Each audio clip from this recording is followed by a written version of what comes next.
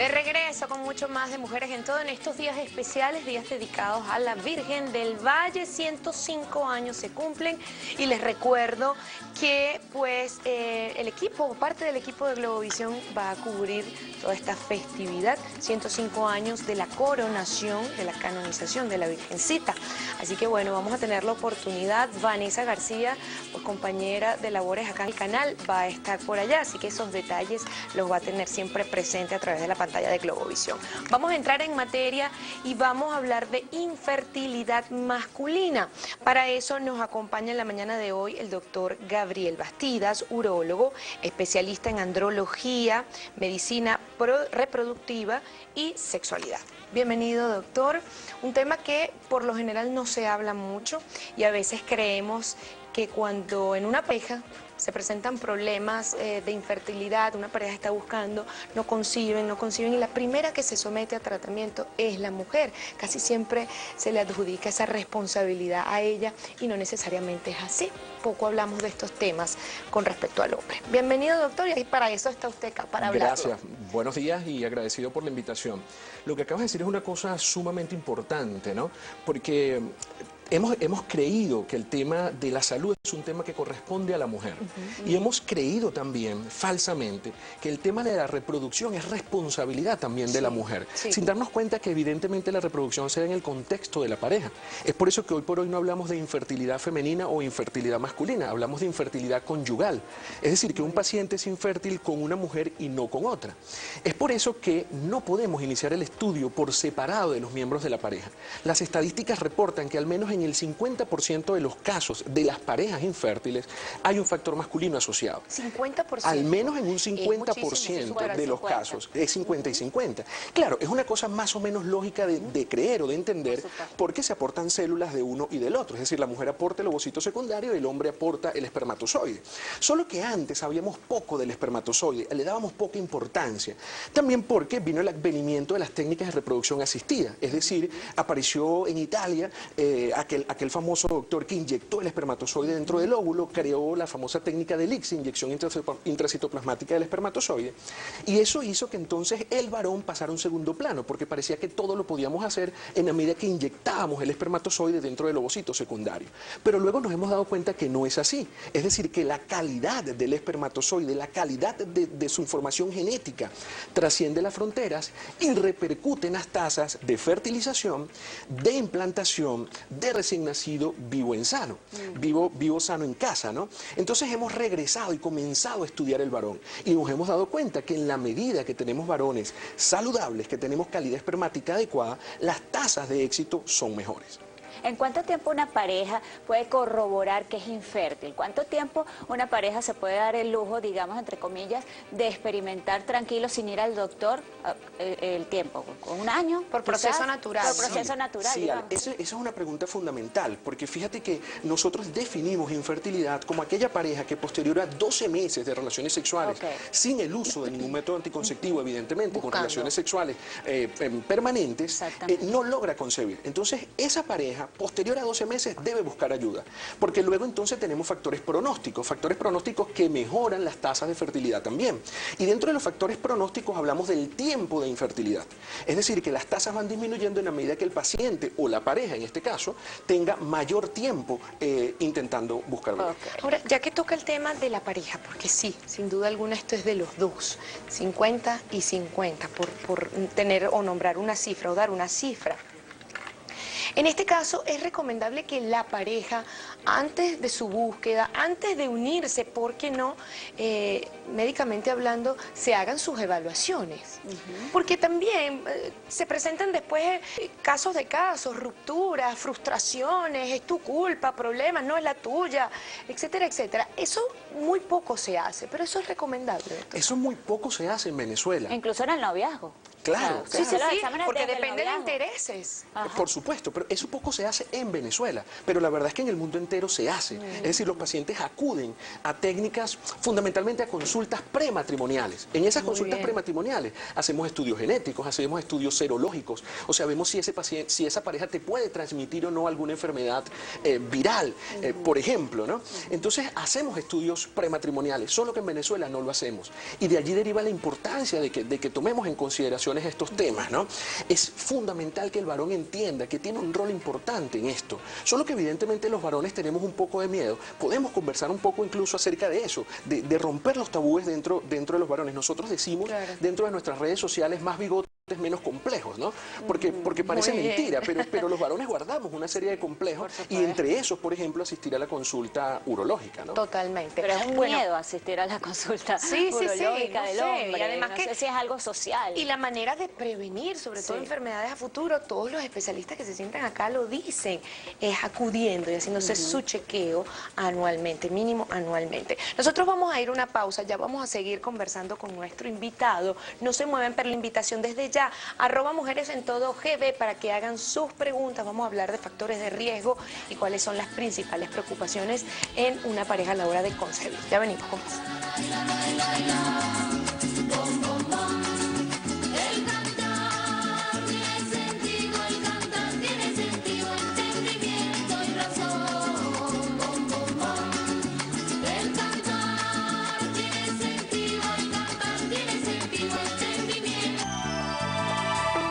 Usted está viendo Mujeres en Todo.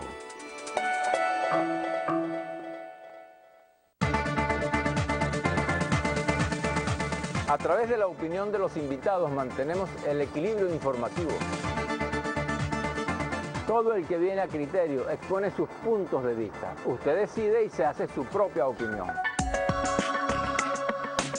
Todos los domingos de 10 a 11 de la mañana tienes una ventana de opinión con invitados especialistas en diversas áreas de la actualidad nacional e internacional. Criterios. Domingo, 10 de la mañana, por Globovisión.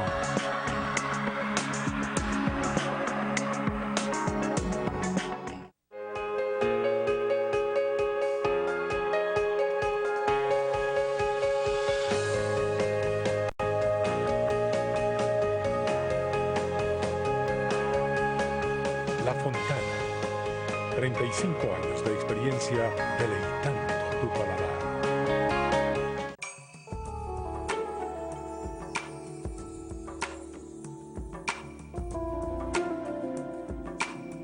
Cortes de los más exquisitos materiales para los gustos más exigentes.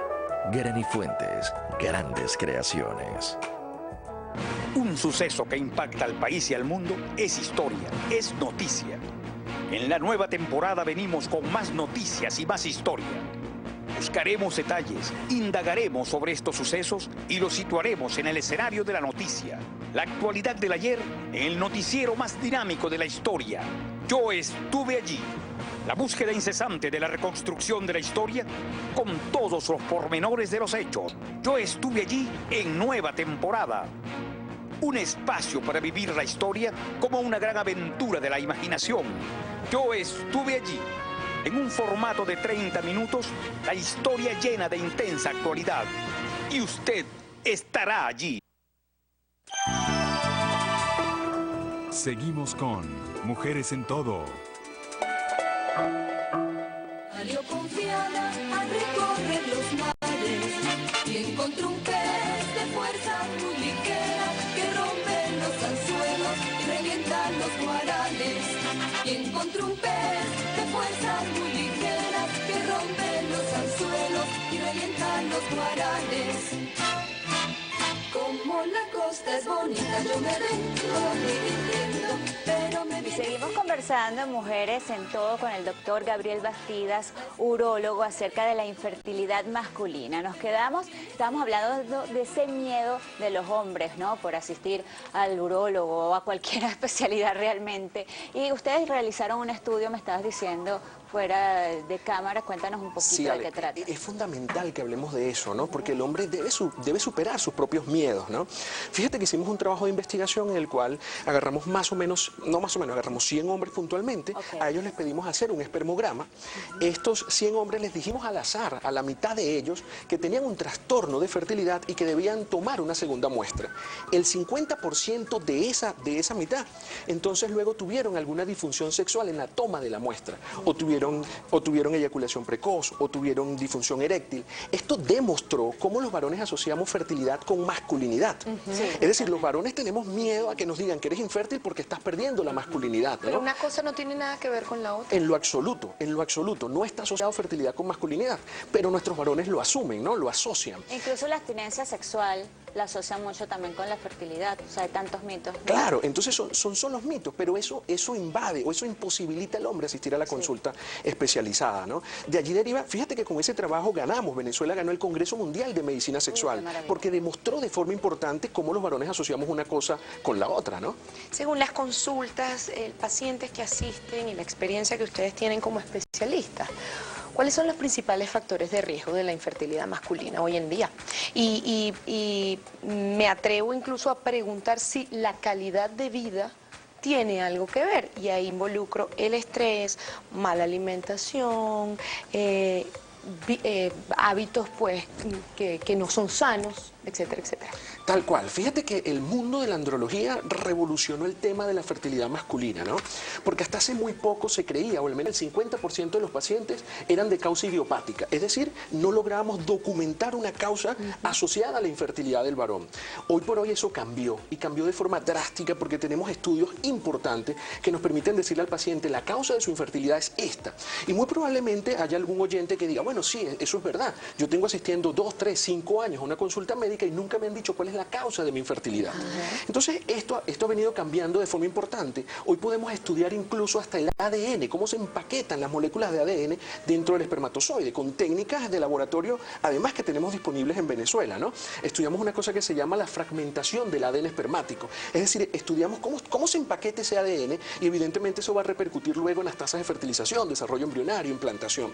Es decir, que nosotros hoy podemos estudiar esos varones de forma amplia y podemos entonces, hablando o dándote respuesta a la pregunta, sí, de factores de riesgo, que tenemos algunos factores de riesgo muy puntuales, ¿no? Y entre esos evidentemente los hábitos de vida, ¿no? Porque todo aquello que produzca estrés oxidativo, aquello que produzca alteraciones, liberación de radicales libres a nivel testicular, evidentemente va a repercutir dentro de la reproducción, y dentro de ello está la alimentación, por ejemplo los deportes, algunos deportes extremos, el consumo de algunas bebidas, de algunos alimentos o sustancias tóxicas o gonadotóxicas como el tabaquismo, el alcohol, drogas o estupefacientes que también afectan el tema de la reproducción, ¿no? Entonces, no solamente nos quedamos en aquellos trastornos que antes no conseguíamos explicación, hoy le damos explicación a la mayoría de hombres, y vale la pena decir que no existe hoy casi ningún varón que podamos decir que es infértil de forma definitiva.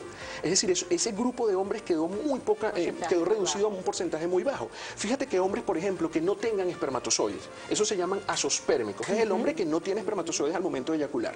Esos hombres antes no tenían la posibilidad de ser padres biológicos, hoy no.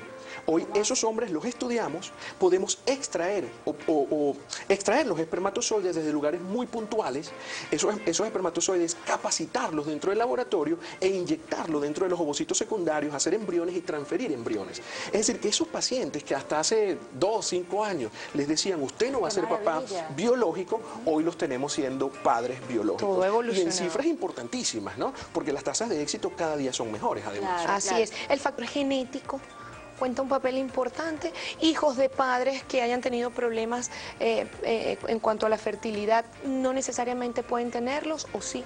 Sí, es bien importante que hablemos de eso porque evidentemente que dentro de las causas hay causas adquiridas y causas congénitas. Y dentro de las causas congénitas muchos de estos factores se heredan, ¿no? Entonces hay alteraciones genéticas muy puntuales, por ejemplo las microdelecciones del cromosoma Y, que son pacientes que heredan, sus hijos varones evidentemente heredarán dicha patología, ¿no? Trastornos cromosómicos, que hoy podemos hacer que padres con trastornos cromosómicos tengan hijos, pues evidentemente los hijos, si son varones, van a heredar dichas patologías, ¿no? Vamos con una pregunta de nuestros televidentes. Margelis de Lares pregunta, feliz día, si hay algún riesgo para concebir si ambos tenemos 40 años después de 9 años del primer hijo. Bueno, los riesgos evidentemente en la mujer se incrementan a partir de los 35 años de edad, ¿no? Entonces tienen más riesgo para ciertas enfermedades, sobre todo genéticas y trastornos cromosómicos, ¿no? Esos serían fundamentalmente los riesgos. También nosotros podemos trabajar con óvulos más jóvenes y trabajar con óvulo donado, por ejemplo. Entonces, de este modo, pues evitamos, digamos, utilizar ese óvulo que ya tiene 35, que ya tiene 40, que ya tiene 42 años de edad. Eso es un factor que podemos disminuir. También existe hoy la posibilidad de hacer biopsia de los embriones. Es decir, hoy podemos agarrar una célula de ese embrión y hacer el estudio cromosómico de ese embrión. Eso nos va a permitir saber, entre otras cosas, el sexo. Si tiene alguna alteración cromosómica, nos va a permitir saberlo, ¿no? Entonces, eso se llama diagnóstico preimplantacional y se hace en nuestros laboratorios, ¿no? De todas maneras, el riesgo es discretamente mayor en esa paciente que tiene 40 años, para dar respuesta. Pero hoy en día prácticamente son muy pocos los riesgos, ¿no? Sí, o los podemos disminuir hasta hacerlos casi... disminuir con tantas técnicas. El diagnóstico, llegar a un diagnóstico y afortunadamente nos decía que el índice es muy bajo, ¿no? De hombres totalmente infértiles. Pero esas evaluaciones, el espermatograma, exactamente, es uno de ellos. Pero las cosas han evolucionado mucho. ¿Con qué contamos hoy en día en el país? Sí, mira, gracias a Dios, evidentemente en el país contamos aún con las principales técnicas, ¿no? De laboratorio y de reproducción asistida. Para nosotros es fundamental el tema del espermatograma porque el espermatograma nos aporta más o menos un 50% de idea del estado de fertilidad de ese varón. Ese espermatograma tiene un análisis macroscópico y un análisis microscópico. Dentro del análisis macroscópico nosotros evaluamos el volumen espermático, que eso nos va a hablar a favor de unas u otras patologías. Nos va a permitir medir marcadores bioquímicos muy puntuales que también nos hablan a favor de una cosa o la otra.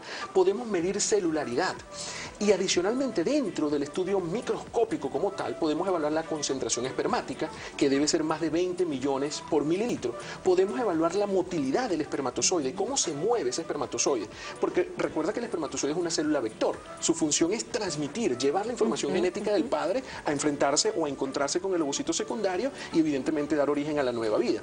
Entonces la actividad del flagelo, que el espermatozoide se mueva de forma adecuada, es fundamental. Eso también lo evaluamos en el espermatograma.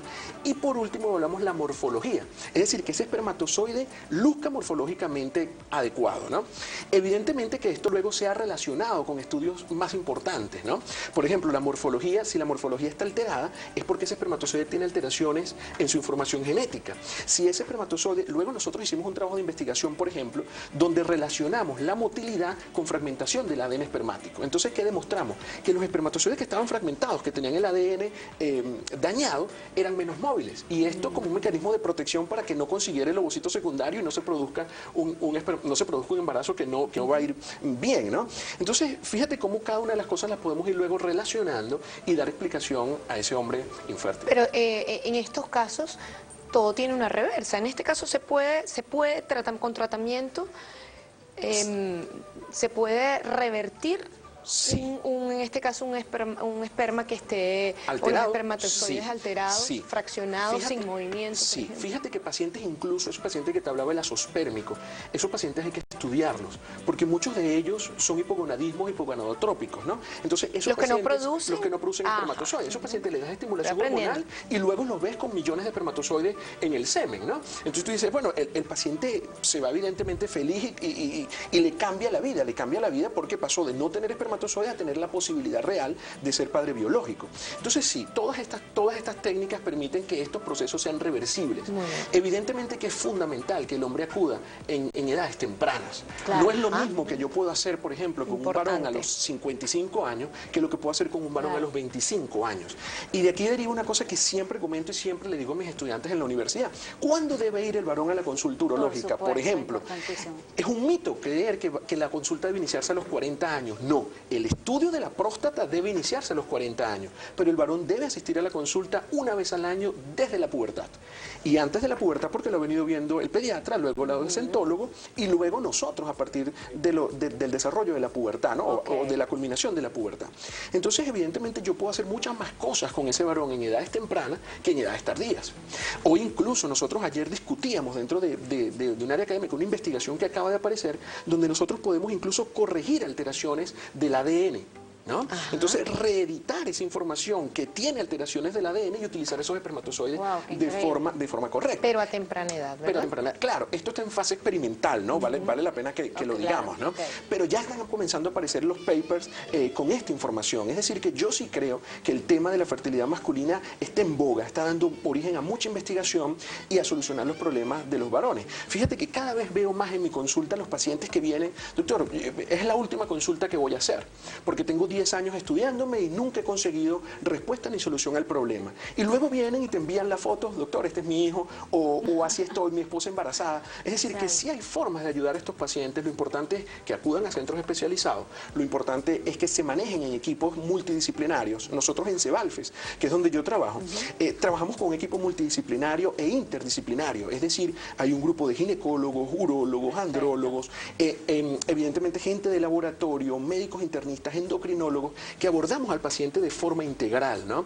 Porque trascienden esto, es entender que es una pareja y no es un paciente. Y están en un solo sitio, que el paciente no tiene que estar... Y estamos todos en un solo sitio y logramos discutir los casos. Es decir, los casos no los manejamos solos. Siempre discutimos los casos, nos reunimos, qué es lo más conveniente para esta pareja, tomando en consideración el factor femenino y el factor masculino. Preguntan mucho sobre los varones que se hacen la vasectomía. Después quedan infértiles, eso también es un mito, por supuesto. Sí, bueno, la vasectomía es una técnica de esterilización quirúrgica, digamos. Es una técnica que la utilizamos para que el varón no pueda tener hijos, pero es una técnica absolutamente reversible. Exactamente.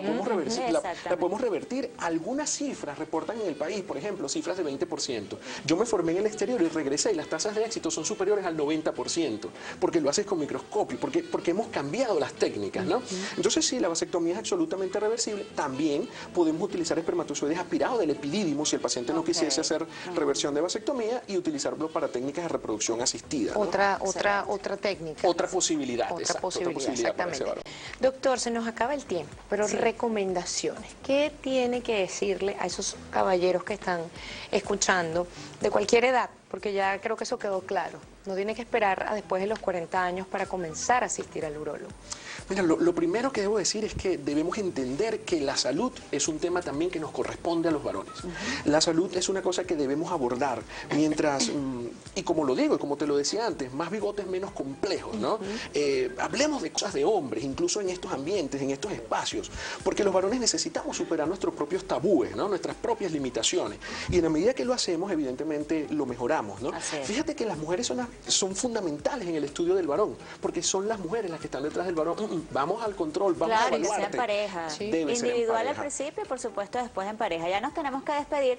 Yo lo despido con un comentario que es para usted de una de nuestras televidentes, Yane Quevedo, que dice: excelente invitado, acertadas observaciones, hacer conciencia a los pacientes es lo primero, lo máximo. Así para que se vaya con eso. Agradecido. Muchísimas gracias por compartir con nosotros. ¿Redes sociales? Nos pueden seguir a través de Instagram, un Instagram saludable, porque hacemos posts solo de salud, es @uroandrología. Y también tenemos una página web con información saludable, www.andrología.com.be. Y también tenemos una página web del centro, www.cebalfes.com.be. Allí nos pueden conseguir. Yo francamente agradecido con ustedes por la invitación. Igual Un gusto recibirlo. Muchísimas gracias. Encantado. Nos vamos a una pausa comercial y venimos con mucho más de Mujeres en Todo. Más bigotes. Ayer salimos muy temprano a pescar. Nos fuimos juntos todos los pescadores. Usted está viendo Mujeres en Todo.